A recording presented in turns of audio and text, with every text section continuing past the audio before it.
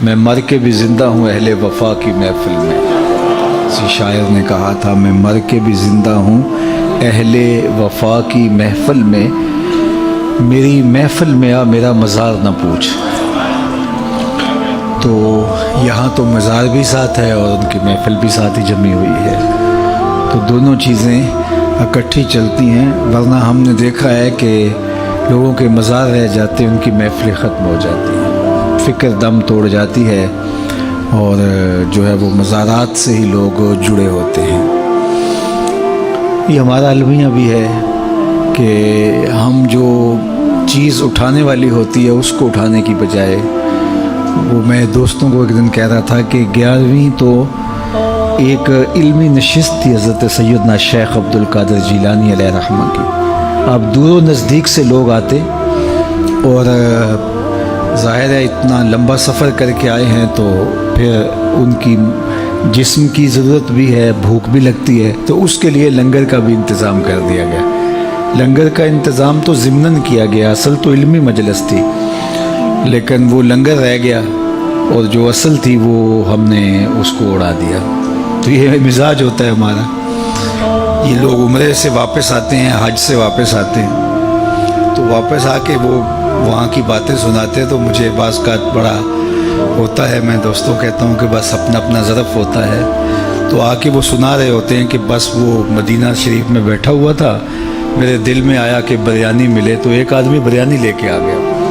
میرے دل میں آیا کہ کوئی جو ہے وہ مجھے پائے مل جائیں، تو وہاں تو لجپال ہیں اور بس یہ دل میں آنے کی دیر تھی. تو ایک صاحب آئے کہ آپ سب پائے کھانے، تو میں ان کے ساتھ چلا گیا اور ماشاءاللہ اتنے پائے. اور یہ مجھے اس سے کوئی اعتراض نہیں ہے، کوئی پائے کھائے تو مجھے کیا نقصان ہے، اور مجھے کوئی اس سے غصہ بھی نہیں ہے. اور دوسرا سرکار کی در سے دنیا اور دین دونوں نعمتیں ملتی ہیں.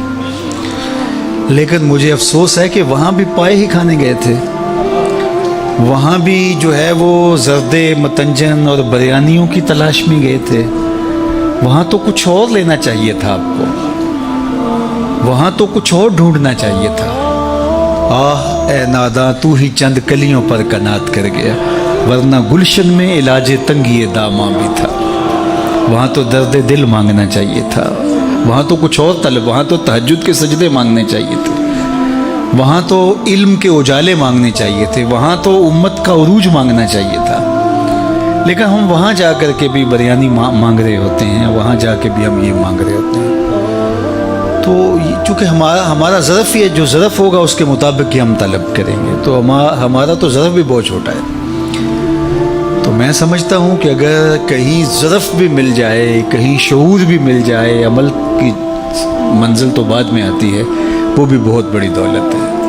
آج کل ہم شعوری فقدان کا شکار ہیں، علمی فقدان کا شکار ہیں. ہم فکری طور پہ انتہائی جو ہے وہ پسماندہ ہو گئے ہیں، اور قومیں کبھی بھی اٹھ نہیں سکتی جب تک وہ فکری طور پہ بلند نہیں ہوتی.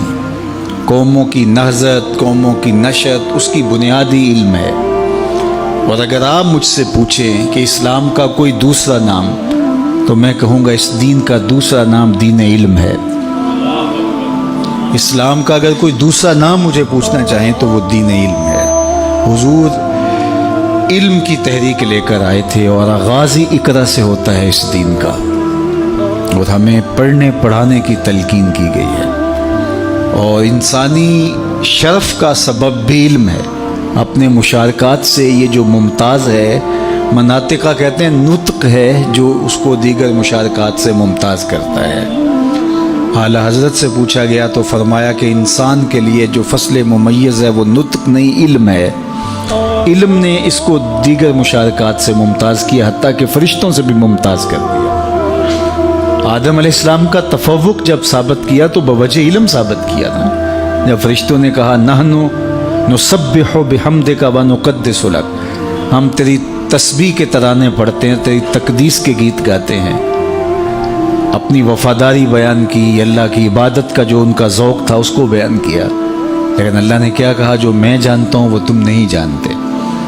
اور پھر کیا ہوا؟ وَعَلَّمَ آدَمَ الْأَسْمَاءَ كُلَّهَا، آدم